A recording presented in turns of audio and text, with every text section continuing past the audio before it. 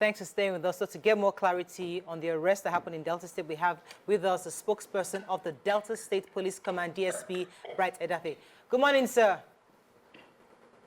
Good morning. Thank you, Brian. Thank you for joining us. Now, so just give us again an update. They were caught, the young men you arrested, the gay men that you arrested yesterday. How did you get the reports of the activities they were doing? Okay, I acted at about 9 p.m. of the. You know, in our usual part, the proactive police that stop and patrol. So on that night, the policeman intercepted this young man dressed as a man. So for intercepting him, he initially claimed that he is an actor who came from Lagos to shoot a movie here in Delta, that is in Uvwie precisely. But his explanation was not convincing, so they took him into custody and interrogated him further, where he eventually admitted that he belongs to these gay societies and they are having a ceremony at a particular hotel along that Refinery Road. So the DPO led his men, although they waited because he told us that the party started at 9. So the DPO waited till about 2 a.m. midnight of the 28th of August. They now stormed the hotel. Lo and behold, they saw over 100 persons gathered, most of them dressed as women. And the amazing part of it was that the two of them were dressed as couple. Whether they were getting married or they were having a reception, that remains to be seen. But what we saw, like what we displayed on the TV now, was obvious. So they were all rounded up. Initially, about 100 and something was arrested. But after proper screening, we have about 67 of them left. And most of them, eyewitnesses, and some of them have given us very useful information. In fact, the video you just displayed was one of the suspects told us that while they were, I'm innocent, I'm not part of them, but while they were doing it, I had a video of what they were doing. So we now told him to come. He showed us the video, which we have taken as part of our evidence. And for members of the public not to be misled, that was why I had to make that video public, because some of them were denying that they were on a beauty giant fashion parade. What we saw is obvious. So when someone said that is fashion parade, you wonder what kind of fashion parade is that? Okay. Yes, so some people have said, you know, that the way they were paraded is inhumane, you know, that they still have their human rights. We have talked many times about the way that we parade even criminals. We've seen major criminals, they block their faces, they cover them, you know, you try and usher them quickly into the vehicle waiting, but they were paraded. And we're wondering if that is normal standard to do that. And don't you think it's an abuse of their human rights? Well, I would want to argue that it may be right to try to cover their identity. I'm not disputing that. But we cannot say it is out of place. Because even in court, where there will be so many persons, I have hardly seen an accused that will be on the dock with his face covered.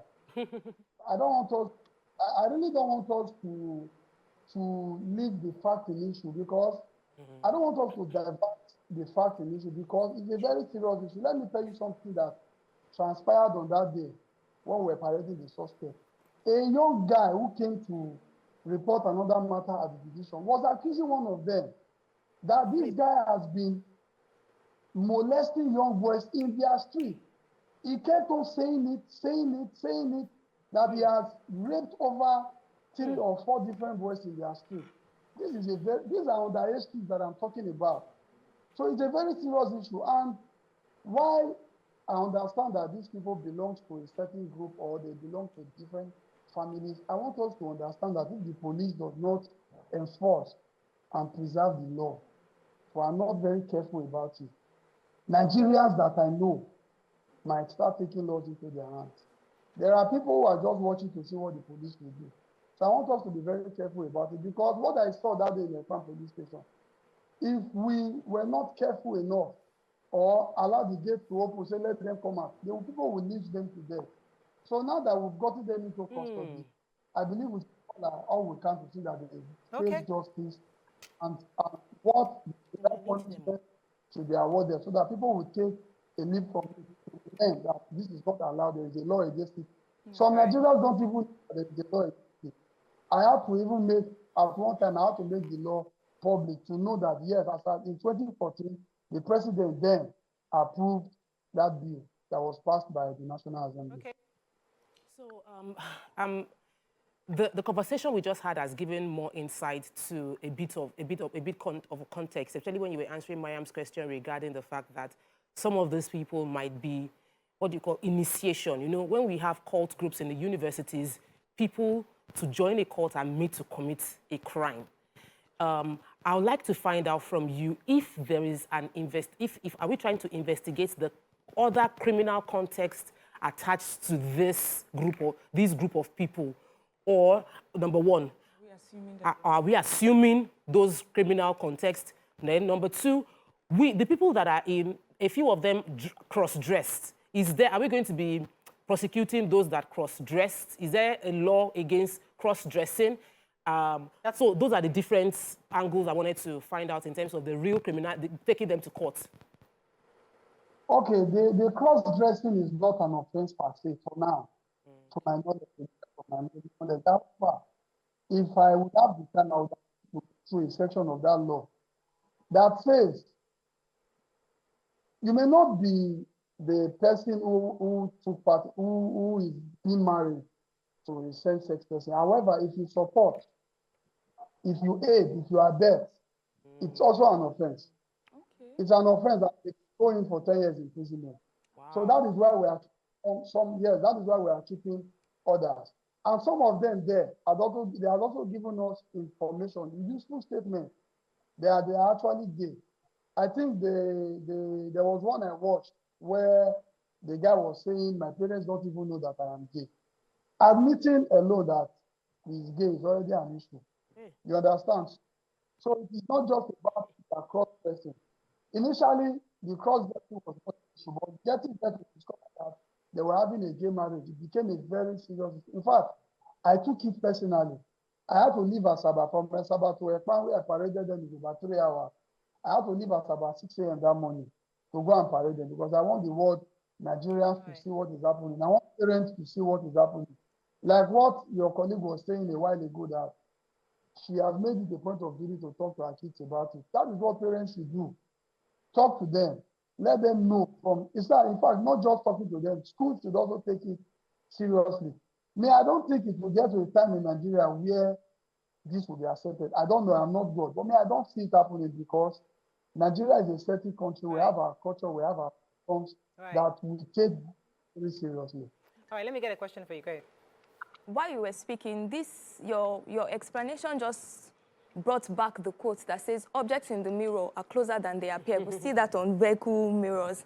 And thinking, I'm wondering what we can do as citizens. I know in your last statement, you mentioned that we should have conversations with the children, but that seems to be the very go-to solution that a lot of people would say. Are there more, especially looking at it from the lens of a police officer? Come again with your last point. I said, especially looking at it from the lens of a police officer.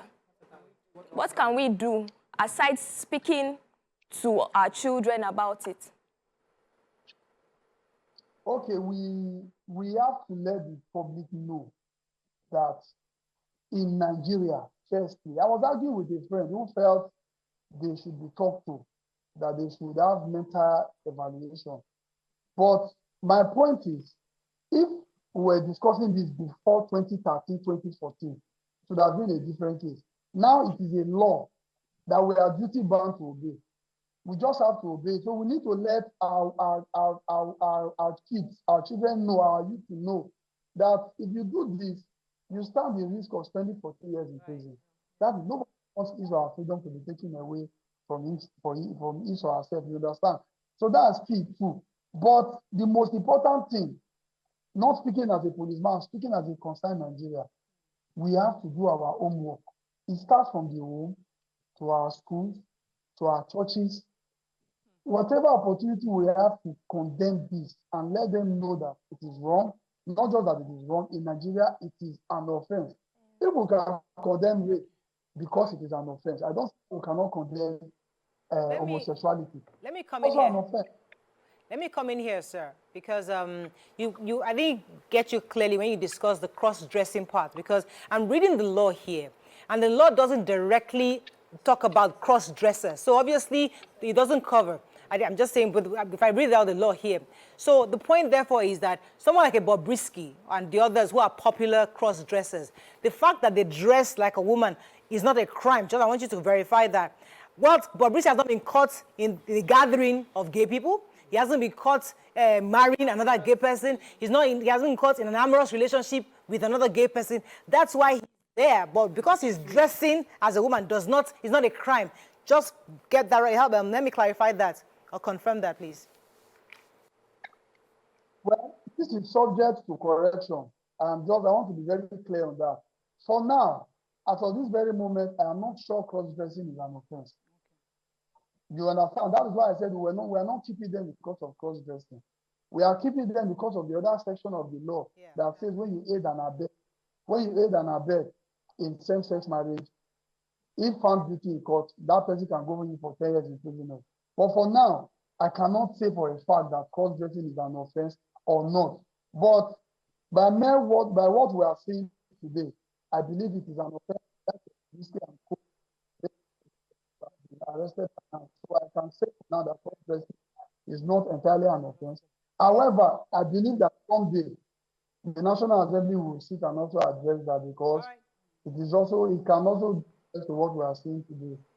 Okay, so you mentioned aiding and abetting a lot, and I was wondering where they gathered was in a hotel.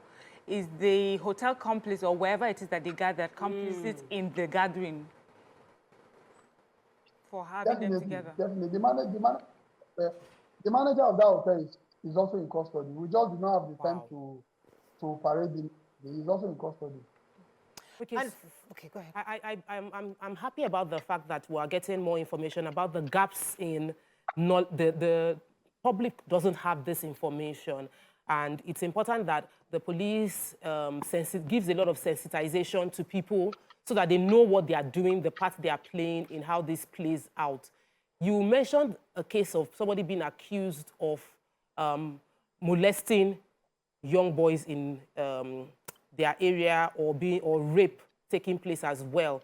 What would you? How can you help someone who is feeling like they've been molested? A boy has been molested. What would be the process of them getting justice in such cases?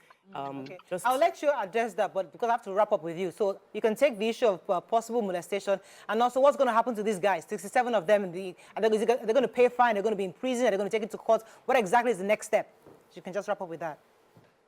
Okay, for those who have suffered from molestation, the challenge we are having is that most of them don't want to come forward because of the stigma. But we should ignore this stigma and face it. We have to face it and ensure that these persons, if found guilty, they should be sent to prison if found guilty. Then, for what will happen to the 67 suspects, we are in the process of charging them to court. As I speak with you, we already have a remand warrant to keep them in police custody for now, because we have some other facts that we also need to uncover, some more evidence that we're also working on. We already have a remand warrant to that effect. But I believe that with God on our side and with the judiciary doing their job, because it's very key. It's not just for the police to take them to court. The judiciary also have to do their own part by ensuring that justice prevails. If justice prevails, I believe they will not spend less than 10 to 14 years in prison. All right, thank you so much, sir. We appreciate you joining us this morning on short notice. Thank you. We're speaking to DSP Bright Odafe. Still discussing the gay marriage and the gay bus that happened in Delta State. And we'd like to open our phone lines for our viewers to call in and share their own views with us. You can call us on 081 076 41679, 090 241 440. You can also tweet to us at TVC Connect. Please hashtag YourViewTVC so we can read your tweets. And also we get some messages on YouTube. So, do you want to start? Grace Fabola says, Nigerians are so quick to imitate cultures from the West, good or bad. Nothing wrong with keeping the nation conservative. Toyin Johnson Akomolafe says, if you throw stones into the market, they may eat your loved ones. No one is innocent. It has even been established that most critics are ardent followers of this and are into it. Let me take this call from Abimbola, calling from Uvwie Ekpan. Good morning, Abimbola. I'm listening to what you ladies have been saying concerning these gay marriages and those that were arrested. And I love Miriam's stand on that position. But what I want to contribute this morning is, can you hear me? Now I can hear you. Go ahead, please. Right. The name is Abimbola, like I said. The topic this morning about gay marriages and those that were arrested in Delta yesterday, I don't want people to get confused, because if we don't say, if the police don't take decisive measure now, this will escalate in future.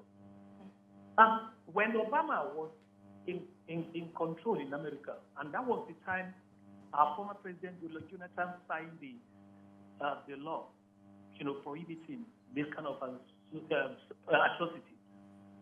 And the question I asked, and I placed on the President Obama's website that time, I don't know whether you read it or not, was 100 years ago, what was the position of gay people in America? If you are known as gay 100 years ago in America, they were executed publicly. If it was wrong then, why is it right now? And whatever we take in Africa, I live in England. I'm only in Nigeria on holiday. I live in England. I don't know whether you are one of LB or LGBTQ. Yes. Yes. They come now, themselves now. This is crazy. And I'm really shocked that the present Pope adopted and agreed with them. And they were even trying to change some wordings of God in the Bible, because you mentioned something about Christianity. Oh, no, sorry, Topper mentioned something about. There's something called, we're evolving. There's something called enlightenment. There was a time that when you commit a crime, you get hanged. Straight up. There's a time when something happens, they take you to a priest for exorcism. Times have changed. Things happen. People are more enlightened.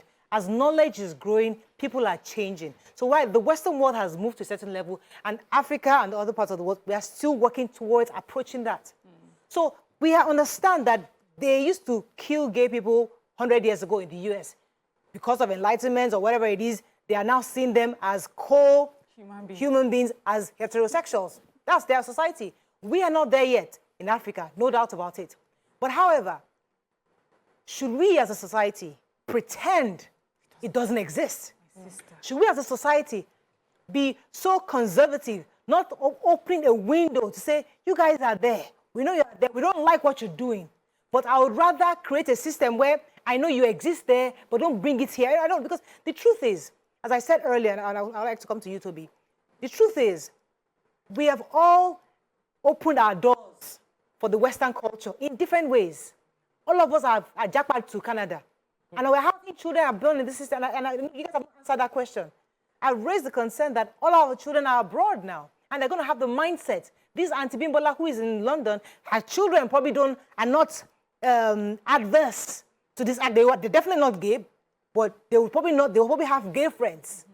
Now, her children will probably come back to Nigeria at some point to come and be a governor and help us to move Nigeria forward. And they will be opening up. So my point is that should we as conservative Nigerians begin to understand the world we live in? We don't accept everything, but how do we therefore understand it, but yet retain ours? To be any insight, I should come to talk first. I'll come back to you. Go ahead. So please, I understand the fact that the world would keep on evolving. There was a time when twins were seen as evil, and enlightenment got us to the point where we now realize that twins are not evil. To the point now we see twins and having multiple births as a blessing. So of course, evolution, enlightenment, more information would change who we are and how we perceive life. But it's a two-edged sword. As you get enlightened, you see good and you see evil, and sometimes that enlightenment opens up the room for more evil to fill our society. So when we say we are opening up ourselves to give gay rights. Very soon, somebody will come and say, pedophilia is, I don't know why I just find myself attracted to this thing. Just the same way the people that are in that side, homosexuality too, will say, it's not my own thing. They're already clamoring for pedophiles are clamoring for a right to be able to express themselves as well. Did you remember the senator that? Yes. Pedophiles are also clamoring for the ability to engage in what is seen as bad before, and very soon we might start saying it as okay. How far are we going to go in our evolving that we are evolving and permitting that we are permitting? So that's my own worry about drawing the line. Then another thing is we've gone from L to G to B to Q to plus to... Not we, they have gone from L to B to G to Q to plus to. They go like all the alphabets. Now they just say Alphabets Day, celebrating you can be anything, all the alphabets. So there's a level that we need to rein it in. I will always quote Kule Sorenyo, who said that the height of freedom is insanity. When we give this our freedom, let us do. You might be seeing a lot of insanity playing out in the name of freedom. From, I think it's Romeo, I believe. Thanks for calling. Yes, good morning, Mariah. Oh, Jide, you're live. Go ahead. Yeah, good morning, Mariah. Morning. Very well. Yeah, my regards to all the ladies. You see, my line of argument is this. Why are we trying to cover them? Why are you advocating that they should have blurred their face or something? If they are proud enough to be a gay, to want to conduct marriage in the public, why should we cover them? But I think we should expose them more so that they will serve as deterrent to the others. This is becoming alarming, and everything we do to discourage it must be done. If exposing them, ridiculing them will curtail the situation, then so let it be. Let it be. It's as simple as that. I don't know why Mariah is trying to play. I want to believe you are trying to play the devil's advocate by saying that they are human beings, they are this, they are that. Yes, you know they are. So, Mr. Gina, let me engage you for a second. So you believe that as they are paraded, the truth is that if you allow them to parade a human being like that, God forbid your son gets arrested, he'll equally be paraded for something that he's not been convicted yet. So the idea is that if we're going to do human rights, let human rights be universal for everybody, regardless of the crime you've committed, don't you think? Madam, the point is this. Anyone above 18 that gets himself involved in something that he knows is criminal in nature, then should be ready, should be exposed. You should not be ashamed. In fact, I have to... Oh, yikes. You put yourself on hold. Thank you very much, Mr. Jide, for your views. Let me come to you, Toby. Your thoughts on this whole thing? There was this video I saw a few weeks back where these LGBTQ people they were protesting or they were going for a rally, and the next thing they were saying, we are coming for your children. We are coming for your children. And it sounded as if it was off. An invasion. Yes, an invasion. And the way they were just screaming it. And that was a wake-up call for me to say that this thing is coming closer. And so somebody gifted my son a rainbow sandal, and we would know that their logo is like a rainbow color. And when I saw it at first, I was like, my son will never wear it. Remember, my son is 4 years old. And I said he would never wear it. And I thought about it and said, him not wearing it, it should not be my way of thinking, because outside, it would get some people that would give him those kind of things. And you know what I did? I said to him that, see, the initial thought of rainbow, it was when God came, and I told him the Noah story and how rainbow signifies the sign of God saying that he would never destroy the earth. So that's his own first impression. So even if he sees it out, he knows that there is another higher conversation beyond what is being portrayed out. And I think that the conversation, we cannot overestimate the fact that we need to keep informing our children about the realities on ground, because somehow they will get to know about it. Let me go on a quick break because there's another angle I'd like to take this to. Stay with us, we'll be right back.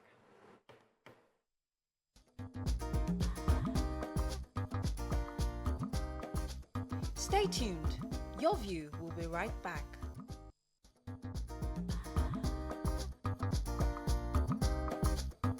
Stay tuned. Your View will be right back.